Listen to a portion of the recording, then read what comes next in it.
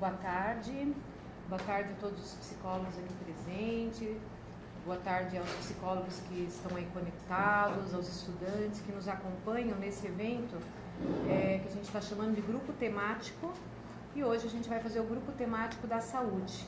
Meu nome é Ana Lopes, eu sou conselheira do Conselho Regional de Psicologia.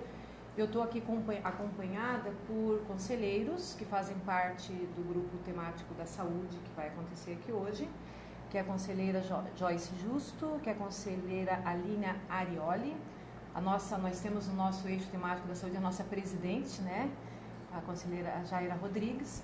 E nós convidamos aqui para acompanhar o nosso debate, enfim, a psicóloga, a professora da UFSC, Magda do Cantos Urba. Ok? Então, eu vou primeiramente explicar o que é um grupo temático e, na sequência, eu vou passar, então, a desenvolver algumas provocações junto com as conselheiras sobre esse grupo temático da saúde. Grupo temático é um esforço do Conselho Regional de Psicologia em organizar eventos temáticos sobre práticas profissionais em políticas públicas e outros campos profissionais, partindo do pressuposto de que a psicologia faz práticas de modo disperso. Então, há de se ter um grande esforço em organizar a categoria, em juntar as problemáticas e fazer encaminhamentos nessas áreas. Atualmente, o Conselho Regional de Psicologia tem dentro da sua estrutura o CREPOP, que é o Centro de Referências em Psicologia e Políticas Públicas, que organiza referências para as várias áreas aí das políticas públicas, e junto a ele a gente organizou o que a gente chama de Comissão de Políticas Públicas, enfim, que tem vários eixos. Um dos eixos dessas políticas públicas é a saúde, que a gente vai estar debatendo hoje, mas existem outros: educação, segurança pública, mobilidade urbana, psicologia organizacional e do trabalho, onde tem todo o campo aí da saúde do trabalhador lá dentro, psicologia do esporte, enfim, algumas áreas que a gente acha que podem aí estar se aproximando das políticas públicas. Inclusive a psicoterapia, né, que não é um campo das políticas públicas, é uma especificidade de atuação, mas hoje a gente já tem aí um diálogo com toda a possibilidade de organização desse campo, por meio dos convênios, enfim, que tem um controle do Estado sobre essas práticas também, nos campos aí dos convênios, dos planos de saúde.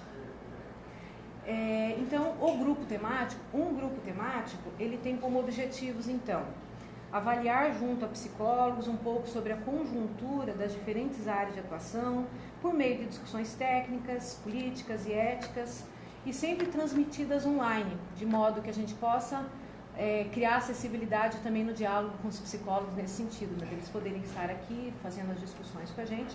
Portanto, já fiquem atentos, né? No e-mail eventos@crpsc.org.br, vocês podem estar mandando as sugestões de vocês, que a gente vai estar acolhendo aqui, encaminhando os debates. Alguém me corrija se eu mandei o e-mail equivocado para os psicólogos que estão nos acompanhando. Especificamente, a gente quer oportunizar espaço para a construção de uma rede de profissionais colaboradores com as discussões do CRP, qualificar práticas profissionais em diferentes áreas de atuação, ver que necessidade, qualificações a gente pode desenvolver, e identificar problemas, demandas emergentes em área de atuação que possam ser encaminhadas pelo CRP. Então, cada eixo desses que eu falei organizará em algum momento os grupos temáticos relativos aos seus eixos. E o que nós vamos fazer depois de uma exposição? Como é que nós vamos nos organizar? Os conselheiros vão fazer uma certa revisão de como está o campo, o que tem sido discutido dentro da profissão, os principais problemas. Vamos fazer esse esforço aqui. Na sequência, a gente chamou alguém que tem bastante acúmulo na área, que é a Magda, a professora Magda, e vai, vamos brincar assim, botar fogo aqui no debate, né? Nos fazer provocações, fazer sugestões, enfim. E depois, na sequência, a gente vai abrir para todos, né? Para fazer uma avaliação das falas que foram feitas, encaminhamentos a partir daí. E a gente deve, então, ter a exposição dos conselheiros quando começá-las propriamente dita, por mais ou menos 45 minutos, 1 hora. Depois a Magda tem mais ou menos meia hora, 40 minutos para a sua exposição, e depois a gente abre para a grande roda. A partir do momento que a gente abre para a discussão, a gente até agora tem enxergado 4 tipos de encaminhamentos possíveis para as coisas que aparecerem nesse grupo temático. primeiro, a gente pode decidir que algum ponto precisa de maior sistematização e um novo grupo temático para focar aquela situação. Enfim, sei lá, inventar uma situação. As discussões sobre as linhas de cuidado no campo de saúde, um conceito mais técnico, enfim, que a gente acha que pode ser muito interessante a gente aprofundar mais aqui para lutarmos por uma rede. Estou inventando uma situação para o grupo que possa ser pensada para o grupo temático da saúde. Então, primeiro tipo de encaminhamento, discussões a serem aprofundadas em outros grupos temáticos, encaminhamentos para decisões nacionais, pode ser que a gente chegue aqui a avaliar que seja necessário algum tipo de resolução a ser pensado por todo o sistema no país, porque a psicologia no Brasil é una. Um outro tipo de encaminhamento pode ser a organização de orientações coletivas por parte do CRP12, a Comissão de Orientação e Fiscalização, ficar atenta a alguma situação específica e a gente ter isso como encaminhamento. E por último, né, a gente está partindo do princípio que a saúde é um direito, então a gente pode pensar aqui, a partir das coisas que a gente vem a discutir, sobre necessidades de encaminhamentos para o Ministério Público, para a Comissão de Direitos Humanos, enfim, como que a gente vai dialogar aí com os setores que são alinhados à perspectiva de direitos. Então, essa é a tarefa que temos nessas 3 horas, sejam bem-vindos e nos ajudar a compor esse trabalho que é grande. Então, vamos passar diretamente ao que é o grupo temático. Então, nesse momento, estou aqui iniciando o grupo temático da saúde, apesar de já ter me referido a ele. A ideia é que os grupos temáticos na área da educação, enfim, nós temos um cronograma, ele deve acontecer daqui 1 mês ou daqui 40 dias. Outros grupos temáticos serão chamados, fiquem atentos aí ao serviço de comunicação do CRP. O evento temático da saúde, então, iniciando ele mais diretamente, ele parte do pressuposto de que a gente tem avanços no campo da saúde no Brasil, quando a saúde foi considerada como um direito, a partir da Constituição de 88, mas no plano da lei é condição o oferecimento de uma saúde que seja integral, mas no plano das práticas, o que a gente vê é a subjetividade, ou seja, a dimensão psíquica das pessoas, fortemente considerada nos contextos de saúde, apenas quando relativa a um quadro extremo, a uma psicopatologia bem instalada. É assim que a gente costuma pensar a dimensão psíquica das pessoas no campo da saúde, né? E no campo das práticas ainda, uma outra problemática que faz a gente encaminhar esse grupo temático é que, apesar dos esforços em contrário, inclusive incluindo aí o controle social, enfim, a possibilidade de participarmos das políticas públicas nos conselhos de saúde, fica evidente que o campo mostra-se balizado pela dicotomia entre o modelo médico e integral, no qual saúde mental e atenção psicossocial não alcança a amplitude do que seja saúde. Mais à frente a gente vai falar um pouco, existe uma certa delimitação aí da gente por conta dos conceitos de atenção psicossocial e saúde mental, onde a gente acaba não dando conta do que seja o cuidado integral. Então, assim, a gente sabe que o campo da saúde é um campo muito vasto. Na verdade, acho que hoje talvez a gente fale muito mais especificamente do campo saúde mesmo, mas a perspectiva de saúde é maior do que o campo. Talvez depois a Magda pode nos ajudar a debater isso, mas a gente pode fazer perspectivas de saúde em muitos outros campos que não sejam no serviço instalado da saúde. A gente sabe que a gente optou por um debate bastante grande, mas quem sabe seja o esforço de um reconhecimento dos problemas do campo. Então, a gente intitulou como debate aqui das trajetórias da organização da profissão na saúde mental, atenção psicossocial e integralidade. Que coisas são essas? Que espaços são estes? Quais as conquistas que já temos? Né? Não estamos parados, mas quais os desafios que temos à frente? Tentando trilhar um pouco assim, consideração da subjetividade, um pouco dos espaços de trabalho, reconhecimento da sociedade para essas práticas e como que a profissão vem se organizando para esse campo, ok? Então, feito aqui o que me foi pedido para cuidar enquanto gestão, enquanto apresentação do grupo temático, eu vou à tarefa que me cabe aqui, que é iniciar aqui as provocações, né?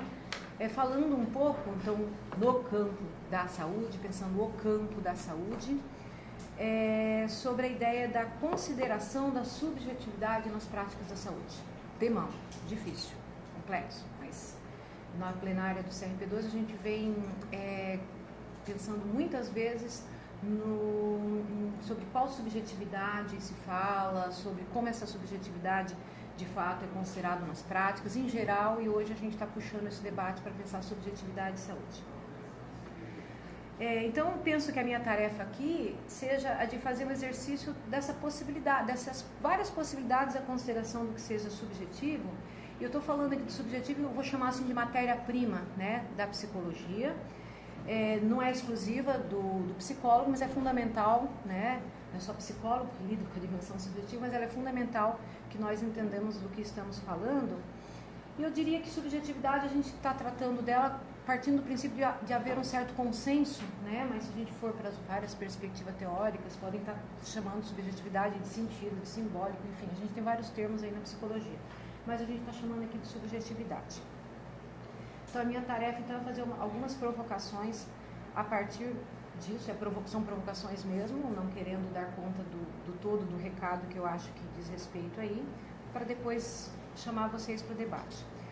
Então, primeiro, sobre a subjetividade propriamente dita, né? Então, nesse esforço de diálogo sobre o campo da saúde, eu vou iniciar por alguns questionamentos e vou perguntar diretamente, qual consideração da subjetividade é possível no setor saúde? Que é aquilo que eu já falei lá atrás, né? Desafio dizer que a gente não tem uma subjetividade considerada no setor saúde. Eu vou olhar lá aquele conceito simples, que todos nós nos aproximamos dele muito frequentemente no início da formação, que é o Dana Bock, que é aquele conceito para quem subjetividade é relativa ao mundo construído internamente pelo sujeito a partir do externo, das suas relações sociais, suas vivências no mundo, e de sua constituição biológica também conta, e é também fonte de suas manifestações afetivas e comportamentais. E depois também vou olhar o conceito do professor da USP, do Leon Kroschik, para quem subjetividade é resultado das circunstâncias sociais ao mesmo tempo de um projeto implícito no desenvolvimento da nossa civilização, que também requer que, para a superação dessas condições concretas, o indivíduo se assenhore delas, ou seja dono do seu destino. Então, ele também coloca a ideia de subjetividade como a pessoa, a partir da sua condição subjetiva, dessa relação toda, enfim, forma seu mundo externo, tudo externo, essa subjetividade o tempo todo em interação, enfim, transformando o ambiente. Os conceitos colocados por eles nos ajudam a pensar assim, complexo esse negócio de subjetividade. Eu sou professora, eu costumo dizer para os alunos, é muito difícil formar psicólogos que dirá circular, entender, enfim, essa dimensão da subjetividade, mas eu tenho certeza que ela move montanhas, né? A dimensão subjetiva de pessoas que dirá de grupos. E elas permitem problematizações sobre isso que eu perguntei acerca de qual subjetividade é considerada no setor saúde. Sobre a possibilidade de essa ser considerada em toto, junto ao setor saúde, mas de ela ser considerada de fato, e o que é mais difícil, o nosso trabalho no setor de saúde, se a gente consegue acessar, lidar com subjetividades, pensando que ao lidar com a sua subjetividade, eu esteja trabalhando com você de modo que você seja veículo de transformação social. Então, eu estou perguntando para nós, os contextos de saúde, se isso é possível, se os espaços, se as condições, se os projetos que desenvolvemos, se o modo como vimos trabalhando tem tornado possível lidar com a subjetividade desta monta, né? No qual os nossos conceitos, enfim, consideram. Né? Então, eu vou me abster aqui de falar de problemas do quão é difícil formar psicólogos, eu acabei de falar, né? Porque envolve, né, isso é uma ideia do professor José Leon, né, envolve sim uma formação aprofundada em filosofia, sociologia e outros tipos de arte, e artes, né, como literatura, enfim. E eu vou dizer assim, falar um pouco, então, deixando de fora os problemas da formação, da dificuldade que temos de considerar a pessoa em questão no setor saúde, e vou me apoiar aqui na Mary James Pink, né, que ela fala de diversos modos, em várias produções delas, enfim, do nosso lugar de entrada, né, no setor saúde, muito na condição de ajuda ao funcionamento ao modelo clínico, médico, aquele. Estou pensando na clínica na clínica de Foucault, no nascimento da clínica mesmo, né, onde subjetividade não cabe para a perspectiva da clínica médica, enfim, né? E a Mary Jane Spink aborda muitas vezes isso, e então questionando a possibilidade dessa consideração mesmo, principalmente pela hegemonia da busca, enfim, social aí, desse modelo, né?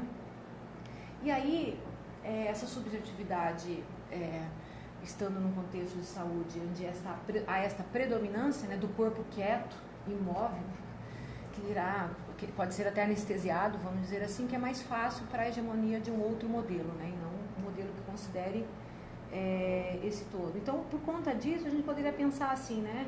A gente tem efeitos disso nas práticas nossas, né? A gente for pensar, por exemplo, uma prática psicológica na atenção básica, dialogando um pouco agora com os psicólogos que trabalham na atenção primária, nas unidades básicas de saúde.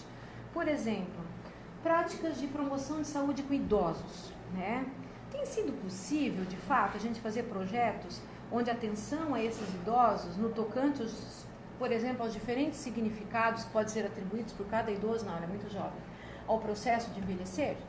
Né? Tem sido possível projetos que abordem isso, o jeito dela envelhecer, de ela envelhecer e de eu envelhecer nesse processo? Né? Se a subjetividade é deste tamanho? A psicologia hospitalar, que problema a psicologia hospitalar? Né? Como tem sido o cuidado das ansiedades que são oriundas da falta de esclarecimento, das pequenas sujeições, enfim, que as pessoas sofrem no cotidiano dos procedimentos? É possível considerar a dimensão de subjetividade aí envolta, né? No trabalho especializado, conversando agora com os profissionais que trabalham no nível especializado, nos CAPs, por exemplo, tem sido possível a atenção subjetiva aos processos de inclusão como, de fato, um recurso subjetivo para tratamento? Ou seja, a gente defender explicitamente, inclusão é tratamento de pessoa com transtorno mental, né? Ou a gente faz isso pelas bordas, a gente faz isso de algum outro jeito ou não faz, enfim, né? Então, eu coloquei esses questionamentos para iniciar, então, dizendo, né, uma primeira proposição, assim, de que isso requer investimentos, né, por parte da gente, nós psicólogos, em fazer compreender a subjetividade envolvida no processo de trabalho junto às pessoas atendidas. Às vezes eu costumo pensar assim, como a gente tem junto à pessoa atendida a compreensão dela do que seja a sua dimensão subjetiva? É possível, no espaço de trabalho, se eu estou fazendo algum tipo de intervenção, enfim, eu fazer essa discussão com a pessoa que eu atendo? É possível? Ou a gente não tem conseguido isso? Aí eu queria fazer aqui uma ressalva, que é importante, que o trabalho com a subjetividade não quer dizer a negação do corpo, o corpo pode ter suas urgências quando ele bate no contexto hospitalar, no contexto da atenção básica, enfim, né? Essa defesa toda da subjetividade que eu estou fazendo, eu não estou negando o corpo, mas eu queria dizer assim lembrar que não há nada no corpo que não esteja no subjetivo, né? Assim, rápido e simples assim, né? Pegando um pouco aí dessa consideração, acho que a gente poderia dizer assim que há sim uma consideração do corpo em questão, seu processo de desenvolvimento, as falhas no seu processo de desenvolvimento, corpo, né? Mas ao mesmo tempo há que se ter atenção às considerações culturais que o sujeito constitui sobre esse próprio corpo, ou seja, o corpo não se dá sem a integridade dos processos emocionais, simbólicos, enfim, não tem corpo. Não tem corpo de quem está nos assistindo, de quem esteja aqui, se não houver toda uma constituição subjetiva. Acho que isso a gente pode depois jogar para o debate, poder pensar em um pouco mais. Aí eu penso que a gente pode dizer assim, que a psicologia brasileira, ela já produziu muito sobre o que seja a relação entre compromisso social e subjetividade, né? Compromisso social enquanto como uma prática potencializadora de que as pessoas têm interferência no seu social. Gostaria de insistir nisso, né? Tudo isso que eu estou falando aqui de subjetividade, enquanto um espaço onde a gente tem acesso à possibilidade dessa pessoa ser desenvolver algum tipo de interferência na sua condição social, né? A subjetividade é esse espaço. O compromisso social seria o compromisso com isso. Não é compromisso com pessoas com menos dinheiro, enfim. Compromisso social é a ideia de a gente fazer projetos de intervenção que ajude, que dimensione com as pessoas a sua capacidade de interferir no social, né? Acho que essa é uma ideia que a gente precisa exercitar sempre, porque quase sempre a gente é muito facilmente capturado por ideias assistencialistas, enfim, a gente acha que é sair ajudando as pessoas, enfim, né? Então é mais complicado do que ajudar pessoas a ideia de compromisso social. Então daí eu trago um primeiro questionamento, e como aqui é um grupo temático, eu tenho aqui liberdade de fazer propostas, e vou fazer um questionamento, depois vocês também juntem os seus, né? Precisamos produzir projetos que deixem claro essa subjetividade para as pessoas, para além da retórica, né? Que às vezes a gente não consegue nos nossos projetos explicitar qual a dimensão subjetiva envolvida e onde a gente quer chegar com aquele tipo de interferência. No setor saúde, a gente consegue isso, né? Precisamos refletir mais junto a gestores e usuários do serviço a subjetividade em questão nas práticas? O quanto temos conseguido isso? E se não conseguimos, vamos nos organizar para isso? Vamos ver o jeito de fazer isso? Enfim. Então, passado esse primeiro momento onde eu me propus aí fazer essas primeiras provocações da subjetividade, eu recortei aqui duas dimensões. Uma primeira mais histórica, sobre a saúde, e a outra mais organizativa, atual, sobre saúde, para falar assim, a história tem efeito na subjetividade, o modo como o sistema se organiza também tem efeito na subjetividade. Provocações. É bom esse lugar, né? Pois quero ver a gente resolver os problemas. Mas assim, todos nós aprendemos lá nas nossas disciplinas de saúde, a saúde com as suas várias possibilidades de ocorrer nos espaços sociais, né? Em diferentes sociedades, em passos largos, sem querer dar conta de todas as sociedades, né? Se fosse só ocidental já seria uma grande dificuldade, que dirá lá os orientais. Mas a saúde já foi considerada aqui para nós ocidentais como bênção divina, a gente aprendeu isso, né? Quando saúde era um destino conferido por Deus. Ela já foi capacidade de trabalhar nas fábricas, o dia que descobrimos, né, a nossa possibilidade de trabalho e a exploração desse trabalho. Então tinha saúde quem tinha condição de trabalhar, e também a saúde como ausência de doenças, quando todo o complexo tecnológico, enfim, passou a identificar doenças. Então saúde era quem não tinha a chaga, a doença, né? Ainda que esses períodos históricos eles sejam bem conhecidos entre a gente, eu acho que sempre é importante a gente pontuá-los.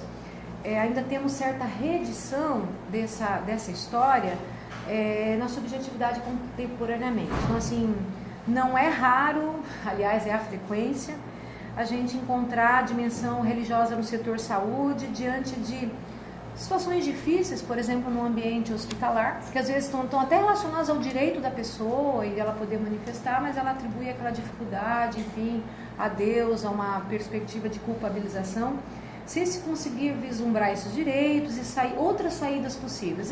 Minha filha, não dá, é isso mesmo, eu não vou tentar lá conseguir tal coisa, porque Deus quis assim. Ou seja, às vezes é uma perspectiva de direito, ou de direito à informação que seja, mas isso fica calado. Presença da dimensão divina nos contextos de saúde.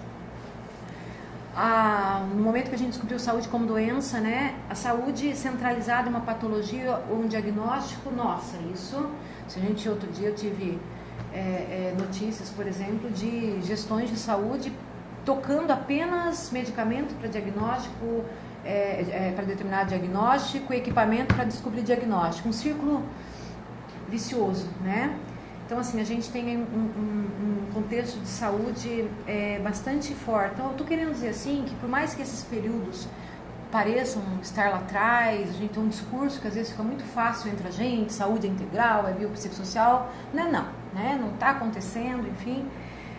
Um exemplo que eu dou, se alguém quiser se envolver e se emocionar mais com isso, é um filme chamado Caminho de Luz. Caminho é o nome de uma menina, mas parece caminho, né? Onde é surpreendente a força do modelo do diagnóstico da doença junto com a dimensão religiosa. É impressionante, um filme espanhol que vale a pena assistir, que mostra essa força e nos sensibiliza para a força dos procedimentos aliados à religião.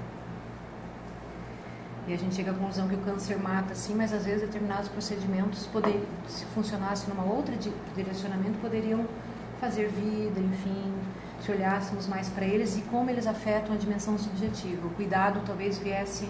Costumo dizer que no hospital, diante de tanto sofrimento, pequenos cuidados, às vezes eles são colocados ao público, né? Que eu acho que é uma coisa para a gente pensar na importância do cuidado. E aí, falei dos 3 períodos, aqueles que a gente bem conhece, mas eu quero falar de um terceiro. E que eu acho que esse nós psicólogos precisamos prestar mais atenção, que vou chamar aqui de o período da estatização do setor saúde. Vou falar aqui décadas de 40, 50, o pós-guerra, criação da Organização Mundial de Saúde, o welfare state, que é o momento em que os estados descobrem que para o seu desenvolvimento econômico é necessário cuidar da saúde das populações, porque afinal de contas, quando eu falando de estados, estou falando de estados ocidentais, né? E que após a Segunda Guerra Mundial, né, teve a descoberta, teve assim, a identificação de que era necessário que o mundo, que os estados fizessem gestões nas coisas e que essas gestões considerassem a dimensão, eles não falavam certamente de dimensão subjetiva, mas comportamental, enfim, a pessoa em questão. Até então era disciplina, exclusão, enfim, mas na década de 40, diante de todo o desenvolvimento tecnológico, se entende que era necessário agregar as pessoas, por exemplo, a psicologia organizacional e do trabalho, muitos teóricos da administração usam, né, e às vezes a gente, na psicologia organizacional do trabalho, repete aquela série de aves voando assim, né, todos temos que voar junto, então o comportamento das pessoas precisaria ser alinhado para o grande processo produtivo. Estou dizendo isso para nós da saúde também, não é só para os nossos colegas, né, da área do trabalho, enfim. Nós também somos chamados, convocados a partir da década de 40, a nos colocarmos aí num certo alinhamento e o Estado começa a investir no setor saúde e começa a ver uma certa preocupação nos cuidados com os corpos e algumas ideias de que as pessoas precisam ser mantidas vivas e para mantê-las vivas, quem sabe, precisa de algum tipo de intervenção nessa dimensão mais, vamos dizer, psíquica, enfim. E aí, estou dizendo isso para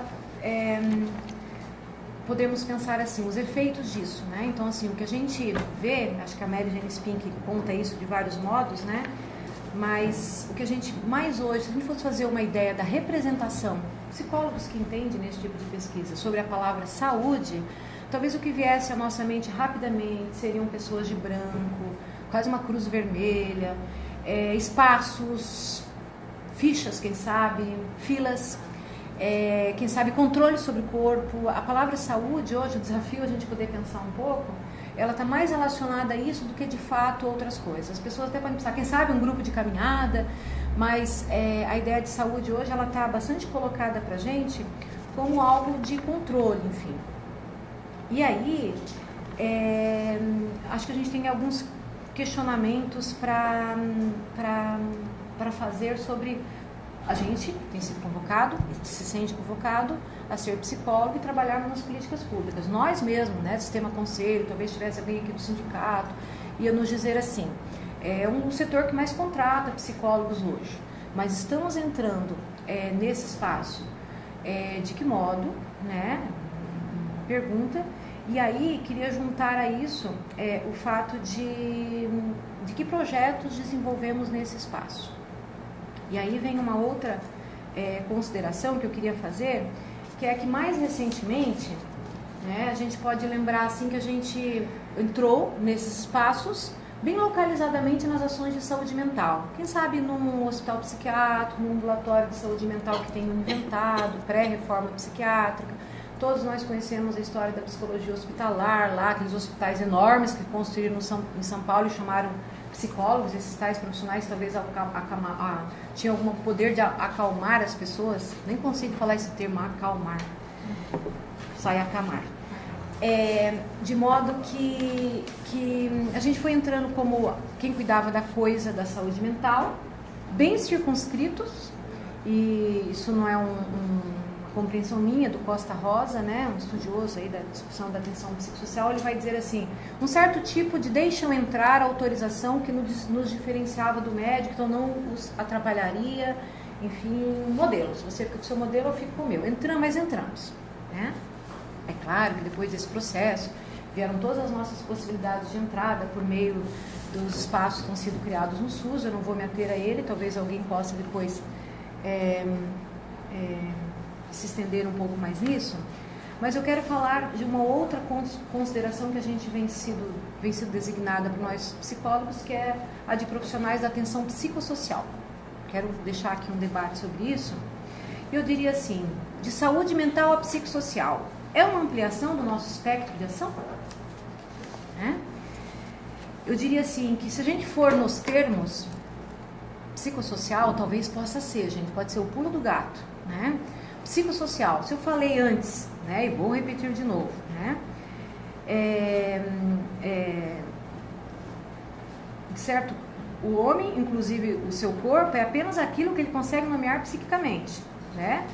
Então, se a gente pensar que o ser humano é, antes de mais nada, ele se forma culturalmente por aquilo que seja da ordem social e como ele organiza isso, enfim, vamos aí para as nossas teorias explicar psiquicamente, a gente poder dizer, nossa, de fato, é uma ampliação do nosso espectro de ação, né?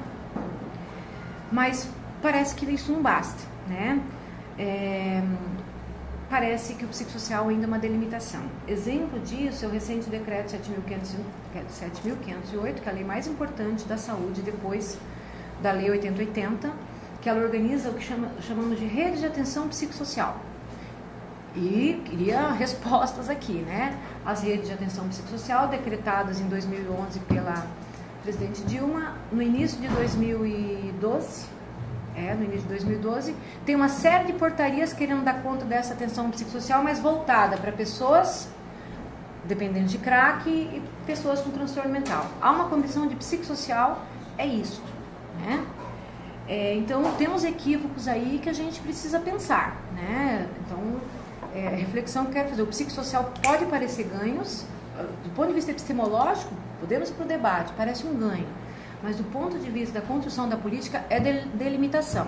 Ou seja, ganhamos uns espaços a mais do que na época que trabalhávamos nos NAPs, que antecederam os CAPs.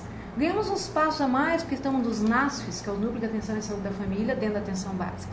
Mas ainda circunscritos entramos quando é necessário, quando aquele Estado, que também está querendo cuidar da coisa psíquica, nos deixa entrar, consegue fazer políticos, ter algum tipo de pressão, e isso entra na agenda de prioridades.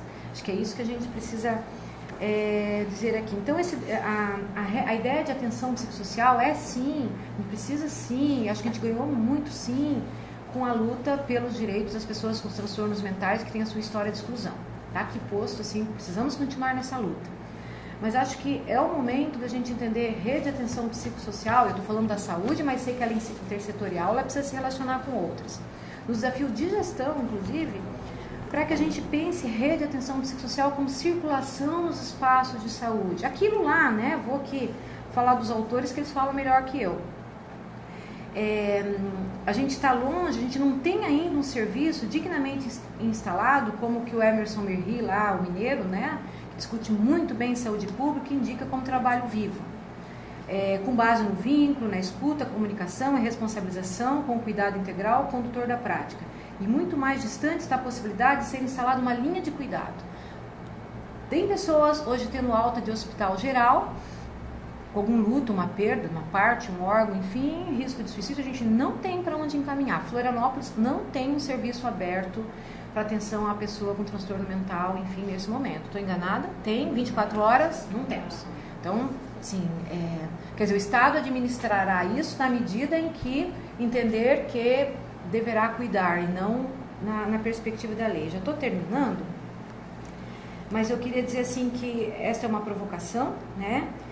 Então, para fechar, eu deixo a pergunta aqui para depois a gente ir para o debate, que é uma pergunta, né? Estão claras para os psicólogos, né? Tá clara essa abrangência do que pode vir a ser psicossocial? ou psicossocial, ou seja, no meu trabalho, eu sei que aquilo é psicossocial, é perspectivar o cuidado, que isso tem que ter uma rede, enfim. Ou psicossocial está relacionado mais a uma delimitação feita, colocada para mim, eu me contento com ela, enfim, privilegiando o modelo médico. Uai, que bom que me chamam de psicossocial, aí eu não tenho que me relacionar com os efeitos do modelo, enfim. Quais esforços podem ser empreendidos no sentido de se ter organizado os psicólogos, a categoria, em face de potencializar esse momento histórico no campo da saúde? A gente está num momento histórico importante. Assim, as redes de atenção psicossocial estão aí, explicitamente estão voltadas. Eu diria que tem projetos interessantes. O projeto de atendimento que se organiza por meio dos consultórios de rua, ele é um projeto interessante, ele veio ser colocado pelas portarias que saíram após o decreto. São interessantes, sim, são importantes, devem ser conduzidos, encaminhados, enfim.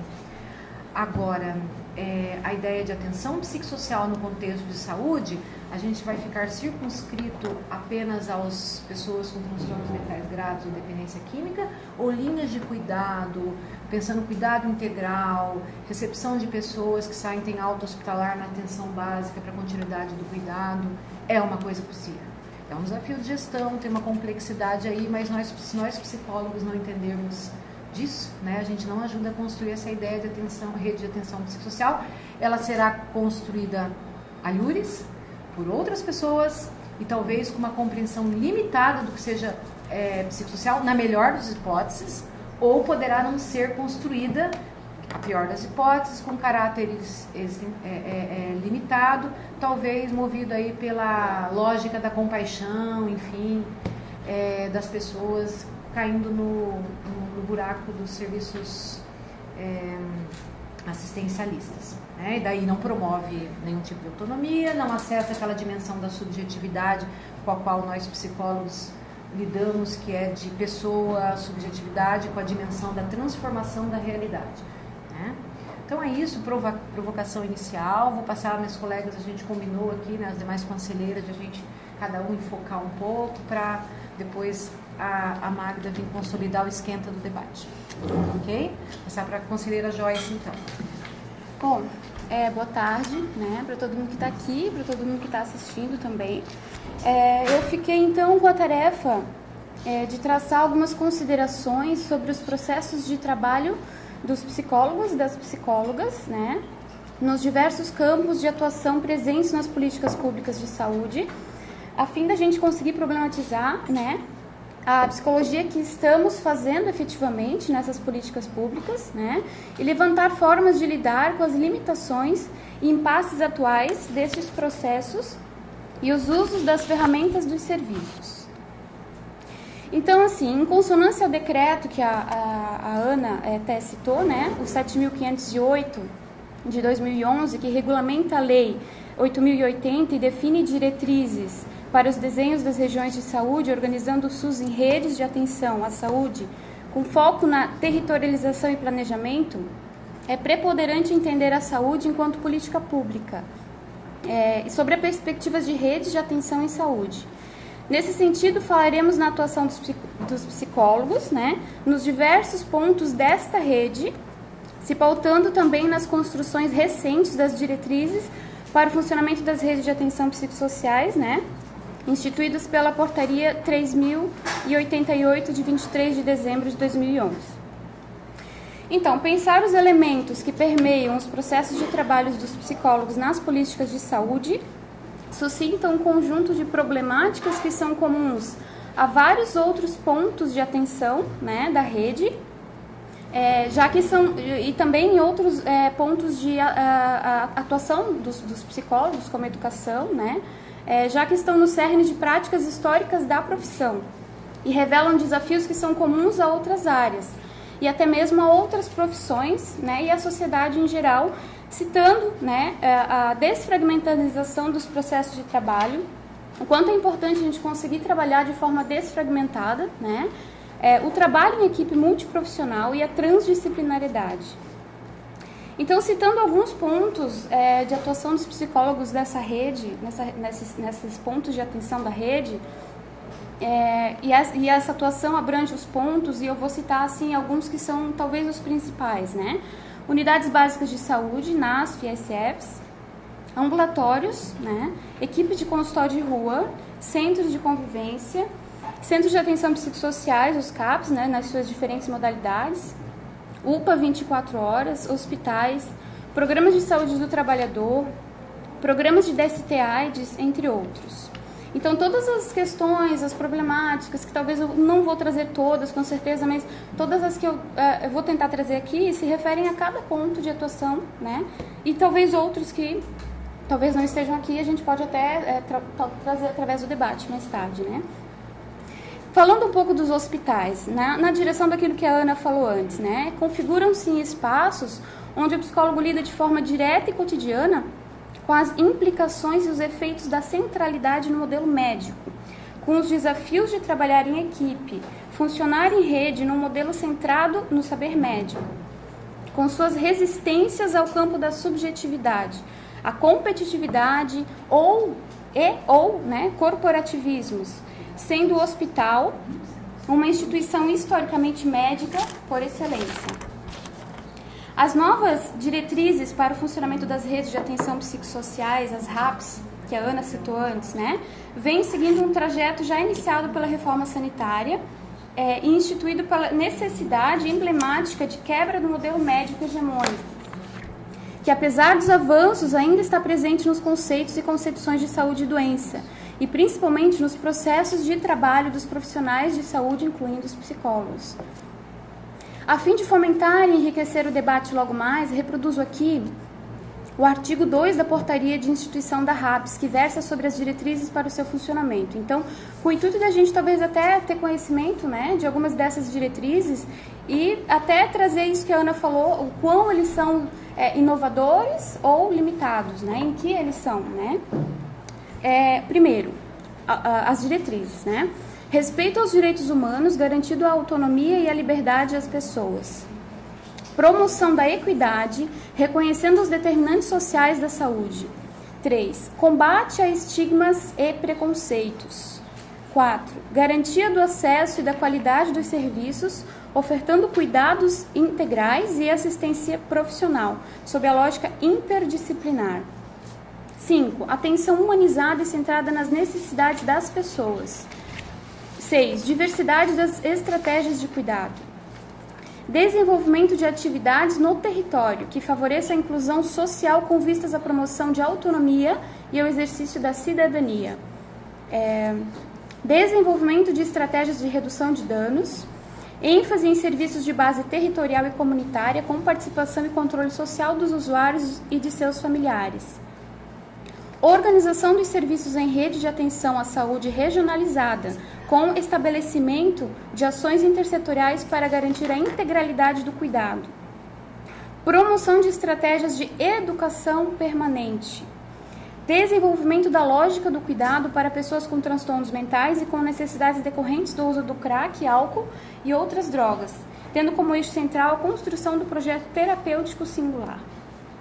Seguindo a dimensão dos apontamentos feitos pela Ana, é salutar perceber que as diretrizes para a organização da RAPS, mesmo lançando desafios a serem conquistados, se referem preponderantemente em termos de atenção psicossocial, aos cuidados aos portadores de transtornos e aos usuários de álcool e outras drogas, em especial o crack, em atenção à grande demanda, atual. Contudo, um dos objetivos gerais citados pela portaria que institui a RAPS considera, mesmo que talvez até timidamente, mas considera a necessidade de ampliar o acesso da população em geral à atenção psicossocial e prevenir o consumo e a dependência de álcool e outras drogas. Atividades de prevenção e promoção de saúde têm sido, das práticas do trabalho na atenção básica, o eixo mais precarizado do sistema.